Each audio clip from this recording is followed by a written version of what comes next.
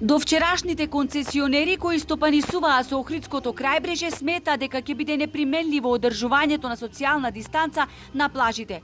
Познати им се мерките за заштита на посетителите од коронавирусот, кои од почетокот на месец јуни ќе почнат да ги применуваат туристичките дестинации во соседството, а тоа е поставување на лежалки со заштита од плексиглас на оддалеченост и до 3 метри.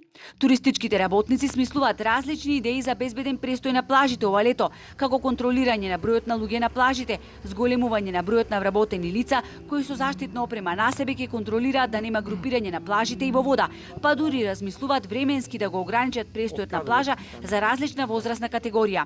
И ова се само дел од мерките кои се разгледуваат секаде во европските летувалишта, но не и кај нас. И додека концесионерите се скептични дека ваквите мерки би профункционирале кај нас, од Министерството за здравство се уште нема предлози како до безбедна летна сезона.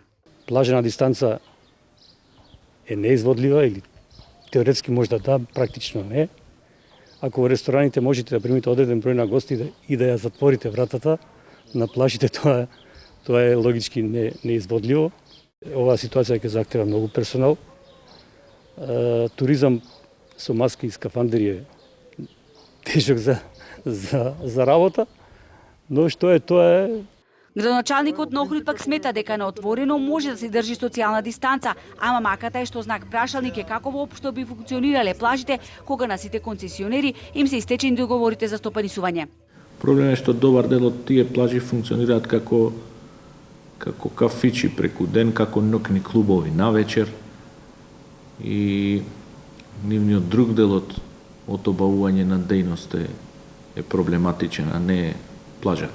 Концесионерите бараат владата да донесе уредба и да им ги продолжи договорите за стопанисување под одредени услови кои тие би ги почитувале.